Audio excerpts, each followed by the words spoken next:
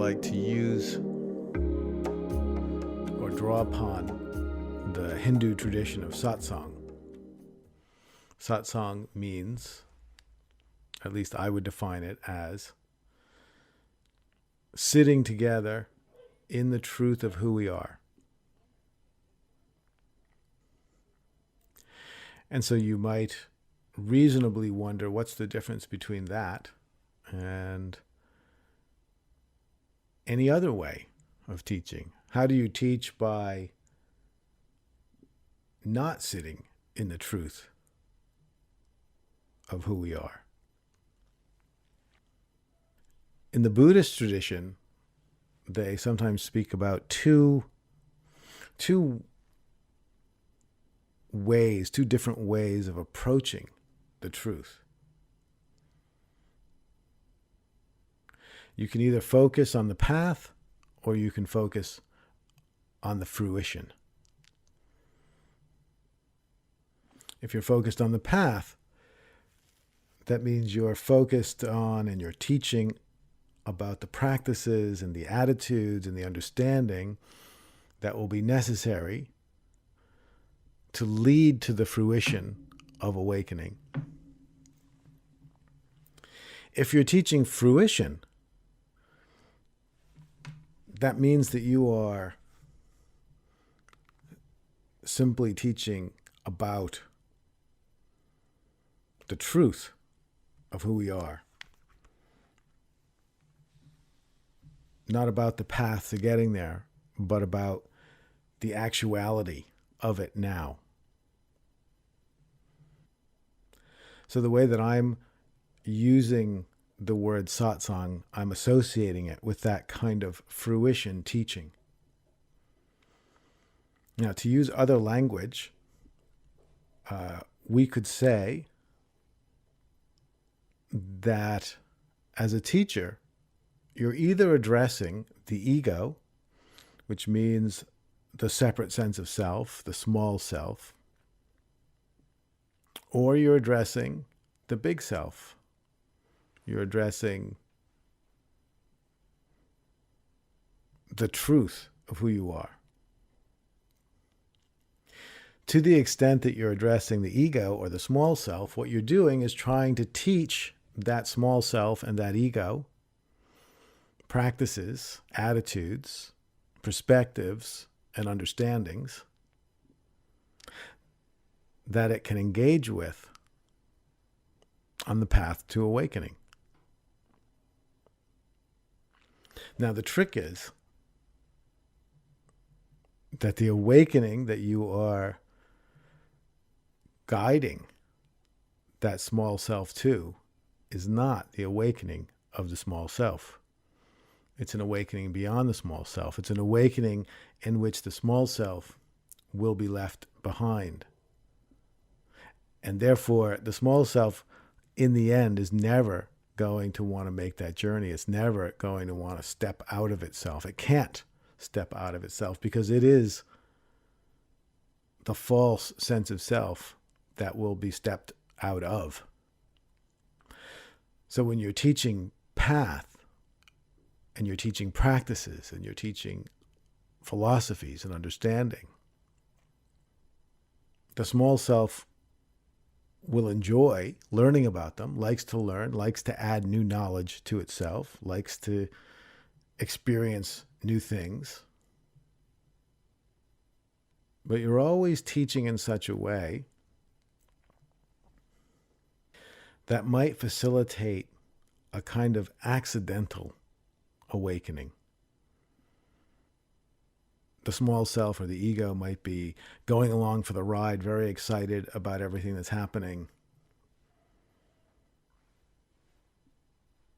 and then have some kind of experience that pulls the rug out from under it. And the awareness that was never limited by the small self will flip out of that identity and recognize its true immensity. And very often, that's how I'm teaching. I'm teaching meditation. I'm teaching spiritual philosophy. But the meditation practice that I'm teaching and the philosophy that I'm teaching is all designed to maximize the possibility that some kind of accidental awakening will occur. Teaching more in the tradition of Satsang means that I'm not teaching to the small self. I'm not sharing practices for the small self to engage in or ideas for the small self to understand. I'm teaching to the truth of who you are, who we are. I'm allowing my voice to become the voice of the singular, absolute source of consciousness.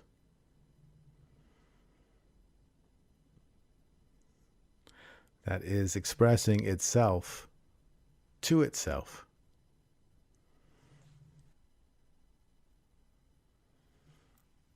So there's no teacher and students. There's no individuals. There is simply expression of truth and hearing that expression.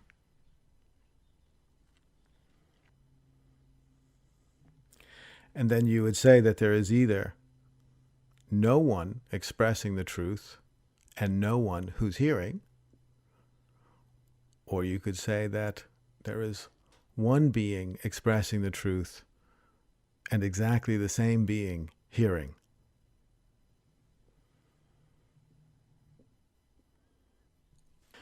What we are exploring today is a miraculous possibility. It's the possibility of breaking the habit of identifying with our smaller self by generating an even stronger habit of identifying with awareness. There is no answer to any question that will do that for us. Practice can be a vehicle for that transformation. No matter what you are experiencing right now, allow yourself to become aware of that which is aware of the experience. You can have your eyes open or closed. You can be aware of something visually or a feeling or a thought or a bodily sensation or anything else. Whatever the imagined object of awareness is irrelevant. But notice the part of you that is aware. Notice the awareness that is aware. Hold your attention there. Hold your attention on the awareness that is aware. That is who you are. That awareness is what is. Hold your attention there. Hold your awareness on awareness and forget everything else that awareness is aware of. Forget all the other objects, all the other feelings, all the thoughts and memories. Forget the identity of being yourself. Forget everything. Give all of your attention to awareness. Pay no attention to anything that awareness is aware of. Develop this habit. Develop the habit of remaining fixated on awareness. Build a habit so strong that it persists all on its own, that it becomes as easy and automatic for you as paying attention to objects used to be. The journey from practice to attainment is the journey that takes us from a habit of giving all of our attention to objects, including the object of our identity, to developing a new habit of giving all of our attention to awareness itself. Building the habit of attainment will take energy and effort and time. Be relentless as we sit together in the truth of who we are, our awareness riveted on awareness, ignoring all of the objects and identities that we are aware of, and giving all of our attention to the fact of being aware. Awareness is the truth of who we are.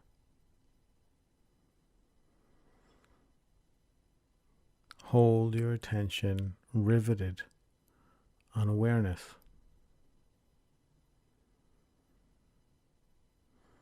Anytime you see yourself paying attention to an object, a thought, a feeling, a sensation, an idea about yourself, a memory, anything at all, bring it immediately back to whatever is aware of that object. You are the awareness. You are not an object that you can be aware of. You are whatever is aware. You are awareness. Maintain that practice with an intensity and a dedication and a consistency that will allow you to develop a habit that will change absolutely everything.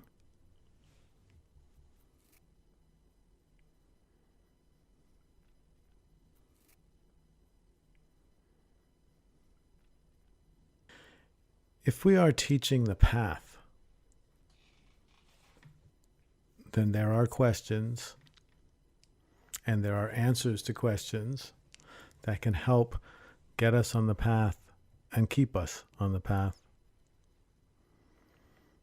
Should I do practice? How should I do practice? What should I read?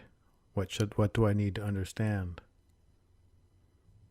When we're teaching the path, there are plenty of questions that can be helpful and many answers that can help get us on the path and keep us on the path. When it comes to fruition, when we have traveled to the very brink of awakening,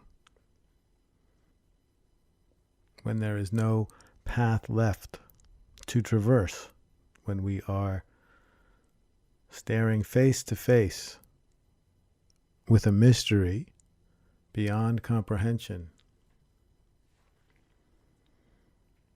then there are no questions and no answers that can help. At that point, we have to lay our questions aside find a way to be satisfied, even if our questions are unresolved, and put all of our energy and all of our life in service of a leap into the unknown in relationship to today's retreat. That means give all of your attention, every ounce of it, to awareness. Don't use any of it for any object in consciousness. That includes any sensation or feeling or identification or even a question. Give all of your attention to awareness itself, and any time it slips anywhere else, put it back. Questions may arise. Can this really work? Will this make a difference? Is it worth it? Don't give any attention to those questions. They can't help. Will it work? Who knows? There's no guarantees in this. We do it anyway. We do it completely, fully, with all our heart. Why? Because we love the mystery, not because we understand the mystery, not because we know what it is, not because we have all the answers and the answers have logically led us to this. It's because our heart has been ripped open by the mystery, and all we can think to do is give ourselves to it. We will never logic our way to awakening. Love is the only path that can get us over the goal line. Love is that force that can take us beyond ourselves.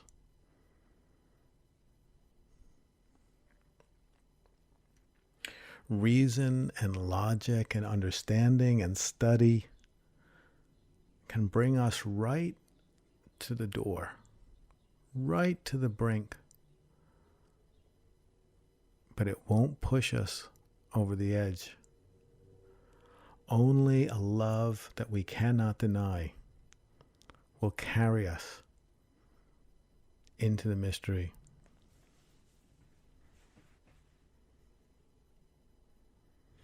If you can feel your own love for the mystery, let it consume you. Let it have your life. Give everything to that love. Trust it more than anything else, more than your mind, more than your answers.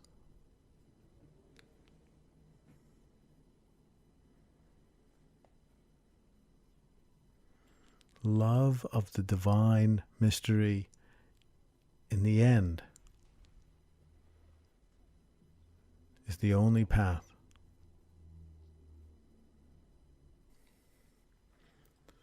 Love is what brought you to be here today.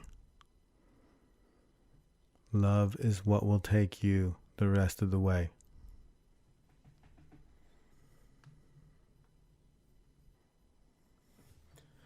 When you practice, give all of your attention to awareness.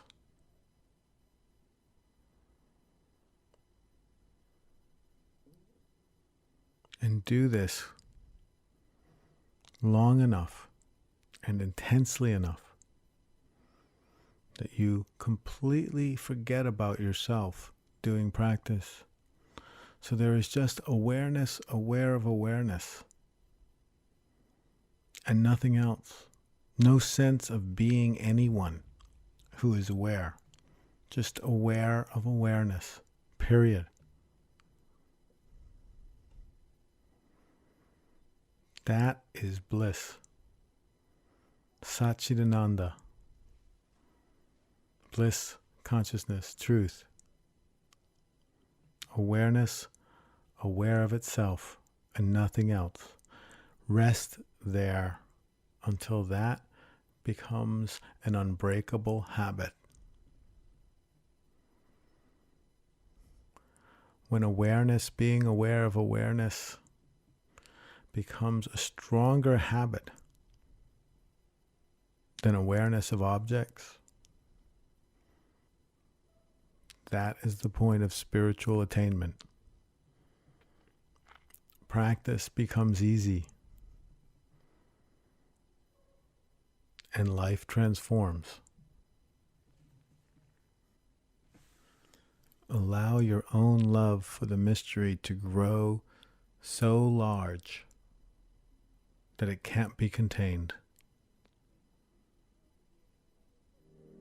Allow that love to take you and sweep you away into a mystery beyond comprehension.